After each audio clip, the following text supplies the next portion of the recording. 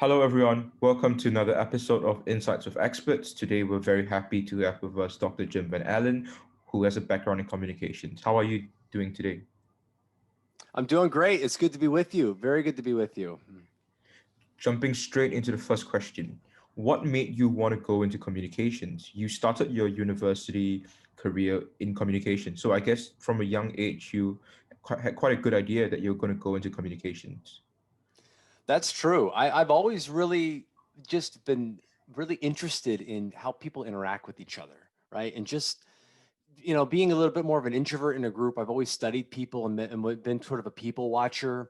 And growing up, middle school, high school, you start figuring out things that you're good at, right? And things that you kind of enjoy doing.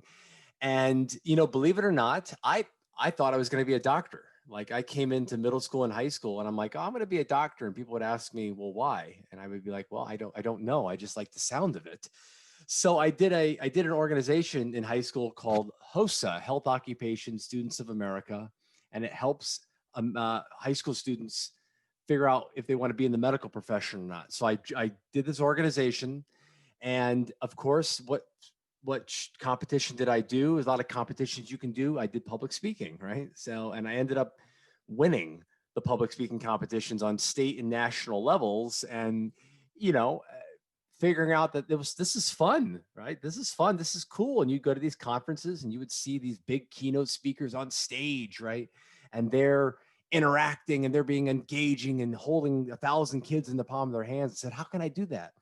And I figured out that that's what I wanted to do, and I had to just chart my own course from there, because there is no major to be a professional speaker, in American universities. You have to sort of gain the life experiences, connect with other speakers and authors and people, and that's what I did. I connected with a very successful up and coming speaker, and now, fast forward 14 years later, I'm working for him almost on a full time basis, and I've been working for him ever since I reached out to him when I was in college, just saying, "Hey, I want to be a speaker. Can you help me?" And he emailed me back and he said, "Yeah, let's talk." And I interned for him and then worked for him, and my path went a couple different spots since we met him, but I'm still working for him and I'm still doing speaking and training. And it started when I was middle school and high school. I love being up there, and I love the power you have as a good communicator. Yeah, so Jim, you also talked about the fact that there's currently no major. If I want to go into like speaking, if I want to go into comms, there's no real major for that. And I think that's especially the case now because unis are trying to push students into STEM, into math, into IT, into all these fields, right? And that does seem like what the future will actually entail.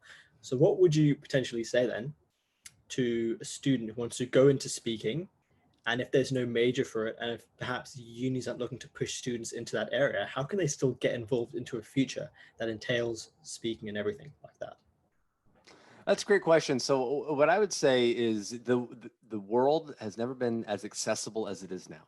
And I would be starting a podcast, right? And I would be starting a blog, and I would start journaling and writing and just different thoughts on life and leadership and motivation that you have. And what I would also do is read as much as humanly possible, leadership books, and all sorts of different, there's millions out there, from Zig Ziglar to John Maxwell to Jon Gordon, who I work for, and Tony Robbins, and all these big time speakers and everybody in between. And TED Talks, right? You do TED Talks. TED Talks are incredible. Just learning about how other people present themselves so you can start developing your own style as well. So the more you read, the more you'll develop, hey, I'm interested in this area that I maybe could become an expert on.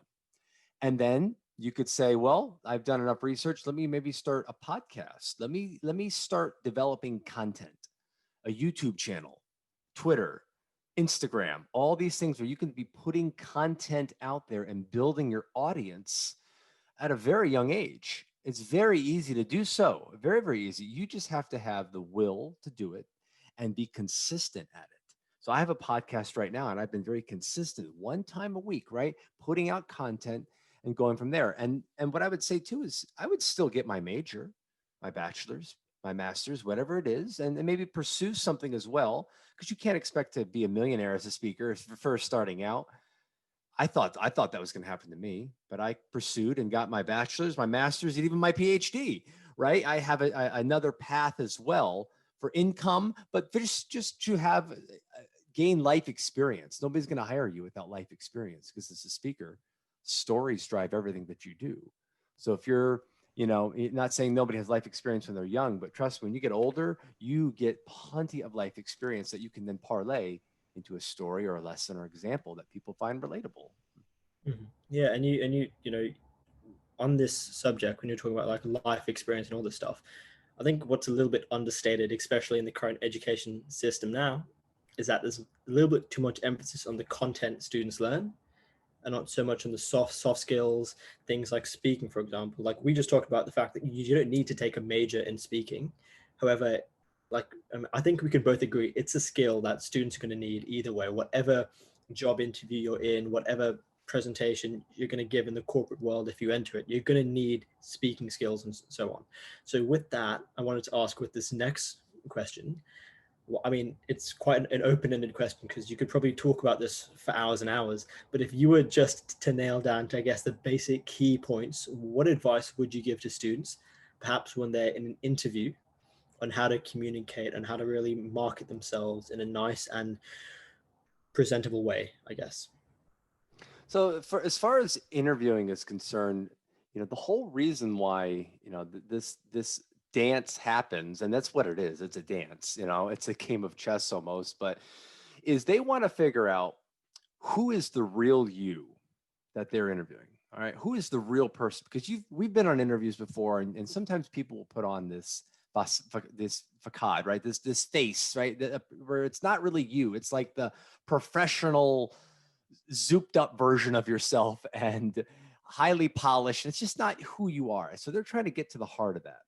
Now, what's going to help you be the real you in a job interview are the stories that you tell. This is what I always tell people when it comes to the job interview. Anybody can tell somebody interviewing them that they are diligent and they're hardworking and that they have overcome adversity and use all these cliche adjectives. Anybody can say that, but not everyone has your stories to go along with it. So you might say something like, well, I'm a very, diligent person with my work. And let me give you an example of how that has happened. When I was in an interview or when I was in an internship, this and this happened. So before you go into an interview, what I would tell people is to jot down 3 to 5 stories that are general enough that you could relay at the drop of a hat when they ask you a question. Give us an example of this. Tell us about a time this happened. So you have them ready to go, and you maybe rehearse them a little bit at home. And then you say it in a way during the interview where you're a little bit more conversational. So I would have the stories ready to go. And that's what's going to separate you from anybody else interviewing for that job is your experiences. Because the odds are, if you're interviewing for whatever job you're interviewing for, there's probably 4 or 5 of you, and you're probably all pretty similar as far as grades and accolades and background and experience. So how do they differentiate? Who do they pick? They're going to pick the person they have the most amount of comfort with and trust with, and one that gives them that good emotional feeling. We talked about soft skills, just it when you see it type thing, a good rapport. And the stories, your stories, because when you tell a story, it's going to make you come alive. It's going to make you sound genuine. You're going to smile. You're going to be authentic because it's yours and nobody else can tell that story but you. That makes you come alive, and that's what's going to make you be the real you in a job interview. Going back a little bit to what you were talking about in terms of the other things you can do to prepare yourself for both a career in communications, but also to further develop your communication ability, maybe you could go into more insights into other extracurricular activities or other things that students can get involved in from an early age to build that confidence and public speaking. Yeah, of course. And with public speaking, it's more than just giving a speech, right? When I teach public speaking, I always tell my students, your odds are, you may not be giving a formalized speech all the time like I do, but I'll tell you what, you're going to be involved in conversations with people, and you can treat a conversation much like you would treat a speech and a relationship where you have to know your audience and know how to talk to various audiences So it's going to teach you conversation skills as well. So for my students, what I would tell you is get involved as much as possible and make yourself well-rounded as possible. Don't just join organizations that simply feed something you've painted yourself as. Well, I'm this or I'm that. I have to join that organization. It's okay to join that organization, but look around and make friends with a diversified group of people. Join organizations that maybe you didn't think that you would have ever been a part of, but you want to go because you want to meet people and you want to gain experiences. And that's what I would say is go and join organizations. And the one thing that I tried to do really well when I was on campus, because I went to, at the University of Florida, is a big campus in America, 50,000 students, big football and all that. There was always something going on though. There was always a speaker that was being brought into town. There was always a cultural event that was coming in. There was, I got involved in leadership clubs and I got to meet people. And in all those experiences, I got to talk to people and learn about different cultures and then do some public speaking. So it made me open up as a person and have my personality expand. And as a speaker, if somebody wants to get into communication, you have to be somebody who can tell a story, but can also relate to a lot of different people. Have to be able to relate to a lot of different people as a communicator, especially somebody who's going to be interviewing for a job too. You have to be able to have rapport with people pretty quickly, or they're going to brand you as something that you may not be, because first impressions really count. So my students listening, get involved. Okay. I was in so many different organizations in high school and in college and meeting just different people. And I always knew my limit. I tried not to overload myself because you don't want to stretch yourself too thin as a student. We're already busy enough, but just enough where there was always something that I could go to, or a group of friends, or I could walk away saying, you know what, I really experienced life as a student and I don't have any regrets about that. Yeah, absolutely. And I like what you said, because I've felt that a lot as well. Like, okay, yes, you can take a course online, you can learn something in uni, you can essentially learn what somebody wants to tell you, or you can roll up your sleeves, you can go into the experience yourself, and then you can learn firsthand. And there are two different outcomes you're going to get from that. So I just want to actually expand from that question. So you talked about the whole idea of trying to get students involved, just get involved in experiences. And I think that's a nice piece of advice. And I think it's fairly easier for perhaps people like me and you, who are fairly extroverted people, to follow. So perhaps what advice would you then give to perhaps a little bit more introverted people who maybe don't feel as comfortable as perhaps volunteering in a room full of people they didn't even know, or anything like that? But yeah. So I'm glad you asked that. So I'm going to be honest with you. From this standpoint and from when I'm on stage, I can be quite extroverted. You have to be. But if you reverse the role, if you put me in a group of people, okay, I actually turn the other way and I actually get quite introverted and a little bit of social anxiety, believe it or not. So, and that really came online in college. So what I would have to do is I would go sometimes alone to these organizations or clubs because I really was interested. I didn't want to just sit home in my dorm. I really wanted to go, because I'm at my dream school here. So what I would tell introverted people is something that really has worked for me is ask a lot of questions. Go say hello and just start asking questions to people. You know why? Because you know why that helps introverted people? Because it takes the spotlight off you and puts it on them. And trust me, everybody loves talking about themselves, where they grew up, what are they studying, what do they like to do. So you ask those general questions at the beginning, right? The cliche questions. What was the number one question I always got in college? And maybe you guys get when you meet somebody. What's your major? Right? What's your major? Because so from there, you ask these questions. And then what you try to do is you try to find some threads that you can pull on from those conversations. Oh, I grew up in a certain part of the country. Oh, tell me about that.